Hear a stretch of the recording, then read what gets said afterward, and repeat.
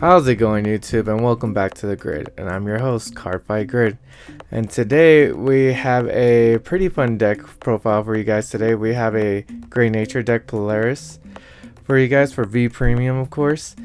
And yeah, it's pretty cheap and affordable as well, so if you guys want to try it out, it won't break the bank. So let's get right into it. So first, let's go ahead and start with our gifts and our orders. So of course we're going to run the Quick Shield. And with this deck, you want to go Excel 1. I tried it with Excel 2 before, and sometimes you have some shortcomings, which kind of sucks. So Excel 1, make sure that doesn't happen. We go ahead and start off with our starting Vanguard, beginning Hyrax. Cute little guy, has a nice little backpack. So we use him as our beginner, as our starting Vanguard. And then for the trigger lineup, we're going to go ahead and run we're gonna run 8 fronts. Now we're running 8 fronts in this deck because it works the best with this deck. The main niche about this deck is what you want to do is that you want to get power to your Vanguard, and so your Vanguard can actually get that power to a rear guard. But if you go ahead and check these front triggers, you're essentially doing both with just one trigger, which is really nice. And of course we're gonna run our full play set of Cable Sheep. The PG, we don't run the crits. You really don't need them, to be honest. We're hitting super high numbers, so it's yeah, we're hitting super high numbers, so we don't really need the extra crit. It's literally the PG or they just no guard, which is really nice. And we're gonna go ahead and run 4 Heal Guardians. We do have a few cards to do some grade 3 searching in this deck, so we can actually search these out. And yeah, there's a lot of grade 3s in this deck. So I know certain people don't like to run the Heal Guardians because then they can try and G-assist into one of their grade 3 units that they really want to ride for, or they really want to ride. But since we run so many anyways, it's kind of redundant to not run it for that reason, just because we have so many other options with grade 3s. We're going to have a grade 3 and grade 3 turn. That's actually not the grade that you're going to be worried about. Grade 2 is actually. So that's our 16 triggers. And then for our grade 1s, let's go ahead and start off with, well, one of a Calling Duckbill.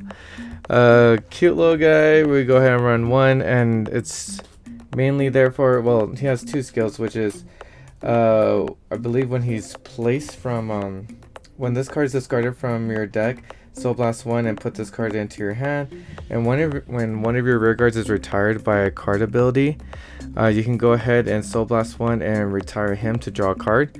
We do want a lot of draw in this deck, as much as we can, just because we really want to get into our combo pieces. Is very important and very essential for this deck to pop off when it needs to on our grade 3 turn.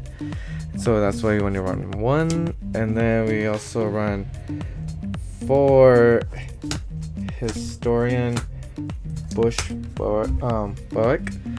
And his skill is on place on Vanguard. You can go ahead and discard a card to draw a card, which is good. More hand filtering. So if you get your hand flooded with 3s that you don't need, then you can go ahead and discard those. And then also he has a on rear guard skill. After battle it boosted, you can go ahead and retire this unit to give one your other units plus 10k for the turn. So that's really nice. We can give it the unit that we're going to use for Polaris effect the plus 10k. And it's cool that it's not just the unit that boosts, it's any one of your rear guards, actually, not units, any one of your rear guards. So we maximize on him most definitely. So we run 4 of him. And then we run 4 Mini Belly.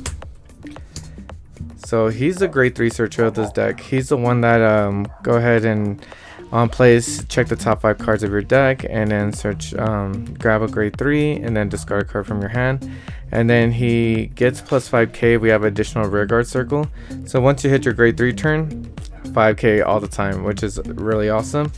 You mainly want to put him behind the behind the Vanguard if you would like, just to hit a better number. It depends how many combo pieces you have. Then you might want to put them behind your Vanguard or other rear guards, just to make some decent columns with those other rear guards that are not going to get pumped up as much. And so we run 4 of him. And then we also run 4 affiliated lemur. So this deck likes to counterblast and likes to soul blast, so we need our resources back. So this is one of the best ways we can get it, even though it's kind of like Russian roulette. It's when he has a auto and rear guard when placed. If your Vanguard's a grade 3, go ahead and trash the top card of your deck, and if it's a normal unit, you go ahead and soul charge one, and if it's a trigger unit, you can go ahead and counter charge. To be honest, either one most of the time helps a lot. We do run out of soul pretty quick, and also towards the late game we start using up all of our counter blasts, so we're dying for both. So that's why we maximize on him, just to make sure we can try and replenish our resources as best as we can. So that's it for our grade 1s. And for our grade 2s, we're gonna go ahead and run 4 measured falsa. So it has a skill on Vanguard and Rearguard auto. When placed, you can go ahead and counterblast one. Look at the top 2 cards of your deck, call one to Rearguard and trash the other. And then it has another effect on Rearguard once per turn. When this unit attacks, if your Vanguard's a grade 3 or greater, you can soul blast one and choose one of your rear guards to give it plus 10k, and at the end of the turn retire that unit, which is fine. The retiring part is not really that bad actually. Most of the time the one that's gonna get pumped up is gonna be retired at the end of the turn, so it's really good. It gives us a +1 for the counter blast, so it can help us flood the field a little bit, and also it can also distribute power, which is really nice. So it's a very key card in this deck. So that's why we run 4 of it. And then we also run 4 of the blush parakeet. So it has an auto on Vanguard and Rearguard. When placed, counterblast one. Look at the top 7 cards of your deck.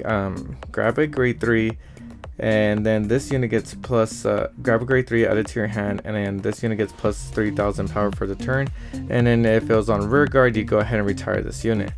So it's an awesome skill. When you place it on Vanguard, you can go ahead and swing for 12. And on top of that, just for 1 counter blast, you can go ahead and search the top 7 for a grade 3. And our grade 3s are our main pieces. So this can actually, if you already see your main grade 3 pieces in your hand, and you know you're going second, you can go ahead and just search out your heal guardian, just to prepare for your opponent's grade 3 turn, so it doesn't hurt as bad. So it's a very good card, and we run 4 of it. So we run 8 grade 2s. So our grade 2s are actually the most scariest grade to get. So when you have a grade 2 in your starting hand, just keep it. Do not try and go for the parakeet instead. Do not try to put it do not try to just mulligan it away. Just keep your grade 2. Trust me, it's the most important grade in this deck to not miss. And then we run 4 amber triangular. So it's a grade 3 unit that's a 12k, and it gets an imaginary gift excel. It has a continuous effect on rear guard and Vanguard during your turn. If you do not have any other rear guards in the same column as this unit gets plus 10k. And also auto, when it attacks on hit, it also can give one of your other units plus 10k, or one of your rear guards plus 10k power. So this is the main guy that you actually want to distribute the power to. Most of the time you just want him on an Excel circle on your Excel 1, so he can be 32 by himself, which is pretty good. And from there on, if he does end up hitting your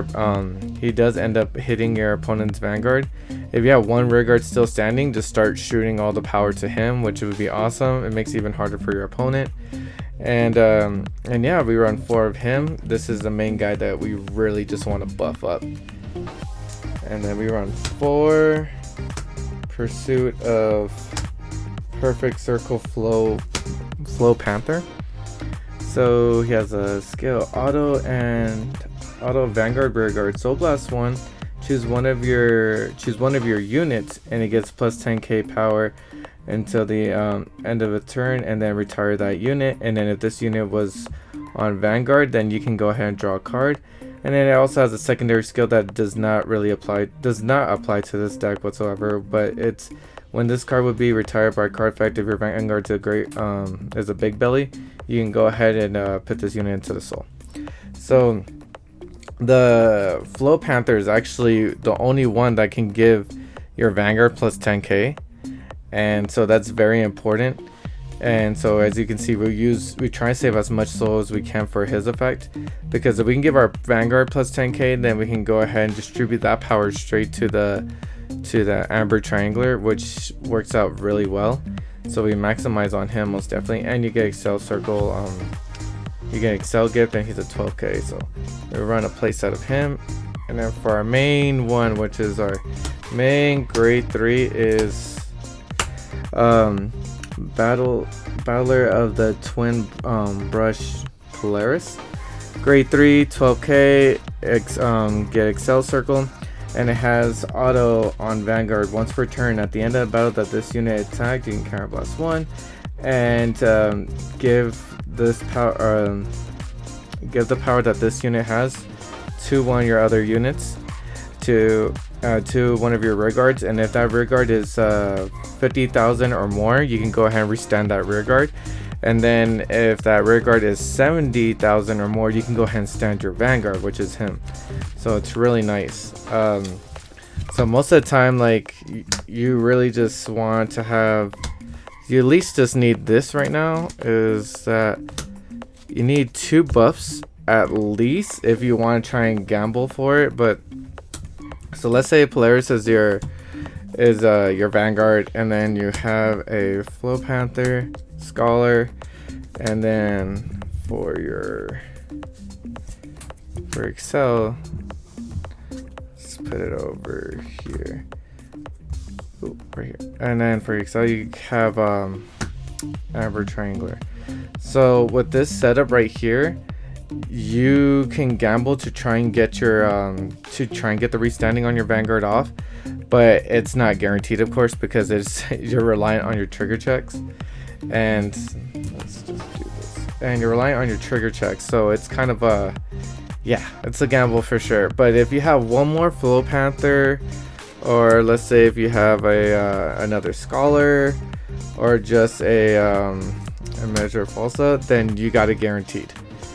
You basically, as long as you have 3 of these cards, or most of the time you actually want the Scholar, depending on how much soul you have used up already. But as long as you have like a Scholar and then 2 of any of these cards, then you have, and your Amber Triangler, of course, then you have your restanding turn, which is awesome, because you can go ahead and, let's just say, go ahead and set up your board just like this. You go ahead and swing with your swing with the Flow Panther first. Well, on place, Soul Blast 1, give the Vanguard plus 10k, and then you can go ahead and swing with your Vanguard, or swing with the Flow Panther column. Retire the Scholar at the end to go ahead and give the Amber Triangler plus 10k. So now he's 42. Because he already gets plus 10k from his own effect, so he's already 32. With this, he's a 42. And then you can go ahead and swing with the Measured Falsa, Soul Blast 1, to give the Amber Triangler another 10k. So now it's a 52. So now your Vanguard's already at 22 because of the Flow Panther. So you swing with your Vanguard, and you get let's say you get no triggers, which is a-okay. Counter Blast 1. You're gonna go ahead and give his 22k power to Amber, and then Amber is gonna become a 74. So then you can, first you don't swing with your Vanguard. Apologize for that. So you're gonna go ahead and swing with your Amber Triangler for 52, and then after you do that, go ahead and swing with Polaris, Counter Blast 1, go ahead and get the power Polaris. Let's say you get no triggers, so he's 22. You're gonna give the 22 to Amber. Amber's gonna restand with 74, and then since it's 70 or more, you can go ahead and restand Polaris and go ahead and just swing again with Polaris and then with Amber. So it's a very combo. It's a piece reliant deck. So it's very important to see your pieces for sure. So that's why we do run stuff like the Falso to Cannon Blast 1. If we don't have any of these two, we can go ahead and try and get it from the top 2 cards and place them. Or we also run the Parakeet to extra grade 3 searching. So as you can see, for our main combo pieces, half of them are grade 3s, and then we want to make sure we get into our right. So technically 3 grade 3s and 1 grade 2 and 1 grade 1, or it can be 4 grade 3s, it can be 2 Flow Panthers, and then 1 grade 1, which can be the Scholar. You essentially do want the Scholar just because it doesn't waste any resources, as in Soul or Cannon Blast. And yeah, and this is my Polaris deck profile. Hope you guys enjoy it. I'm gonna go ahead and bring you guys out some more, and see you until next time. Peace.